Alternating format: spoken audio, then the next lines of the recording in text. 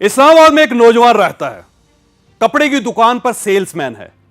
इसकी सैलरी सिर्फ 22,000 रुपए है। यह एक बार दुकान पर एक ग्राहक को कपड़े दिखा रहा था। ग्राहक का अचानक फोन बजा और उसने कपड़े देखते देखते फोन पर बात शुरू कर दी। फोन खत्म हुआ तो इसके जहन में अचानक एक आइडिया आया और इसने ग्राहक से पूछा, सर आप प्लॉट बेच रहे हैं या फिर घर? ग्राहक ने हंसकर जवाब दिया, प्लॉट। इसने कहा कि मैं अगर आपका प्लॉट डिमांड से ज्यादा कीमत में बेच दूं तो आप मुझे क्या देंगे? ग्राहक ने हंसकर जवाब दिया कि इससे ऊपर जितनी भी रकम हुई हम वो आधी आधी कर लेंगे। आप ये जानकर हैरान होंगे कि नौजवान ने वो प्लॉट अगले ही दिन 20 लाख रुपए महंगा बेच दिया और इसे एक दिन में 10 लाख रुपए बच गए। यूं नौजवान को लीड मिल गई। ये अब रोज सुबह उठकर फोन पर 2 घंटे लगाता है और कोई ना कोई डील पक्की कर लेता है।